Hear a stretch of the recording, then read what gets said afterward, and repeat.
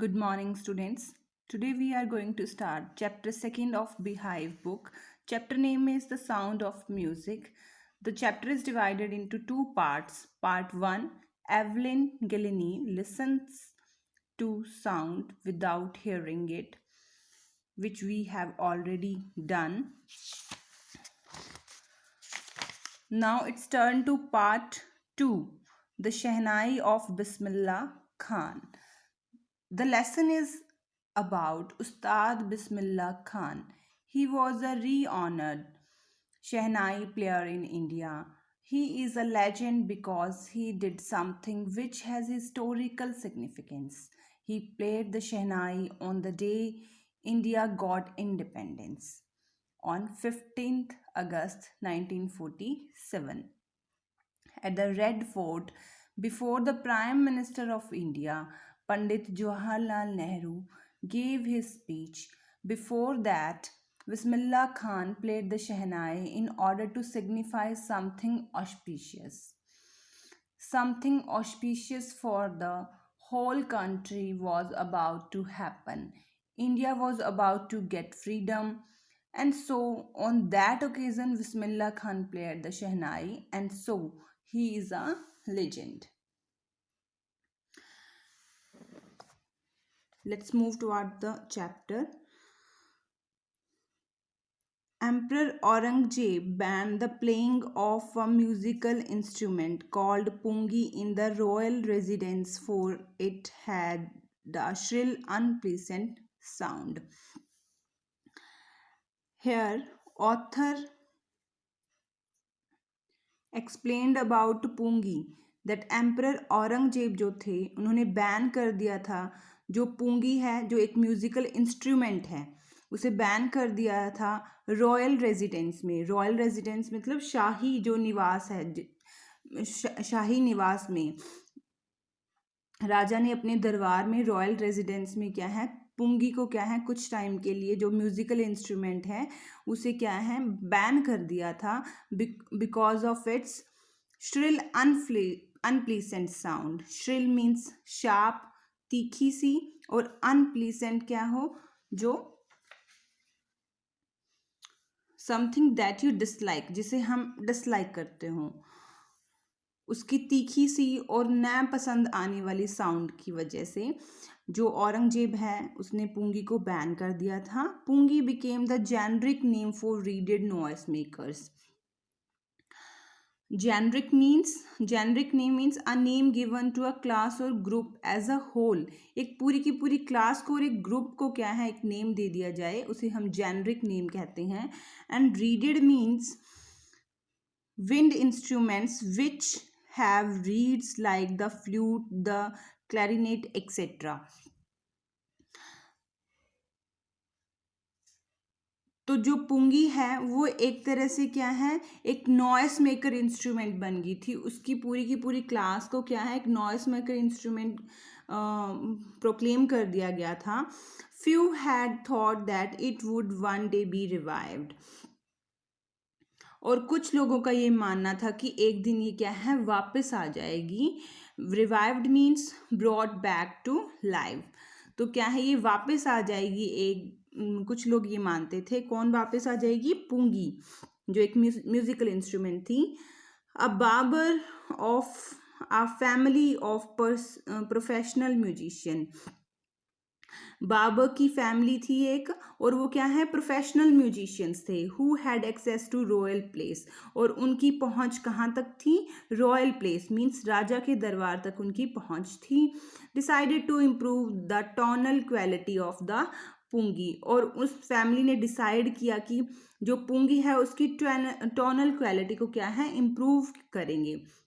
Tonal quality means sound quality.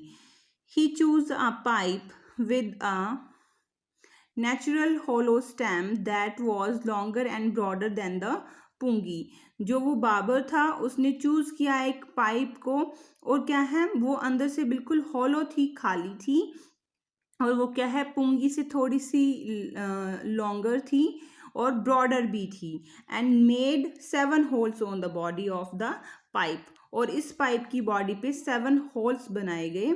When he played on it, जब उसने इस पे बजाया, closing and opening some of this holes, कुछ होल्स को क्लोज करके और कुछ होल्स को ओपन छोड़ के, जैसे बांसुरी बजाते हैं फिंगर्स से क्या है, कुछ होल्स को बंद करते हैं, कुछ होल्स को ओपन छोड़ते हैं तो साउंड प्रोड्यूस होती है। इसी तरह से जो ये पुंगी की शेप में एक और इंस्ट्रूमेंट बनाया गया, उसको भी इसी तरह से प्ले किया गया। Soft and melodious sounds were produced, बहुत ही मीठी और जो मेलोडियस मीन्स मीठी और मधुर जो वॉइस है वो क्या है उसमें से प्रोड्यूस हुई, सॉफ्ट साउंड प्रोड्यूस हुई। He played the instrument before royalty and everyone was impressed, और जो वो बाबर था उसने रॉयल्टी मीन्स राजा के सामने, राजा के जितने भी मिनिस्टर हैं, क्वीन हैं, इनके सामने क्या है उस इंस्ट्रूमेंट को प्ले किया और हर कोई क्या है उससे इम्प्रेस हुआ। The instrument so different from the pungi had to be given a new name, जो इंस्ट्रूमेंट था वो क्या है बहुत डिफरेंट था पुंगी से, इसीलिए क्या है उसे एक नया नाम दिया गया।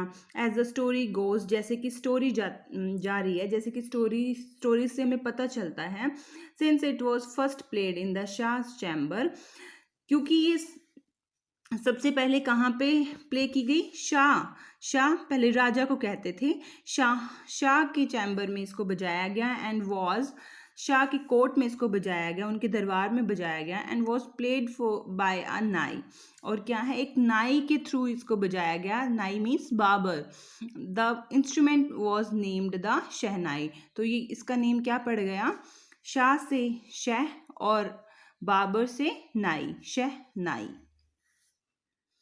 The sound of shehnai began to be considered auspicious, जो शहनाई की जो साउंड है उसे क्या है बहुत ही पवित्र समझा जाने लगा, auspicious means पवित्र, and for this reason it is still played in temples and is an indispensable component of any North Indian wedding, और इसीलिए क्या है अभी तक इसे टेम्पल्स में भी बजाया जाता है, और क्या है इसे जो नॉर्थ इंडियन वेडिंग्स हैं इनमें क्या है एक शुभ, जिसे कहते हैं हम शुभ चीज़ माना जाता है। Independence means without which a piece of work can not be done, means जिससे क्या है इसे वेडिंग्स में क्या है शहनाई ना बजे तो क्या है अधूरी मानी जाती है, जो वेडिंग्स है वो क्या है अधूरी मानी जाती हैं।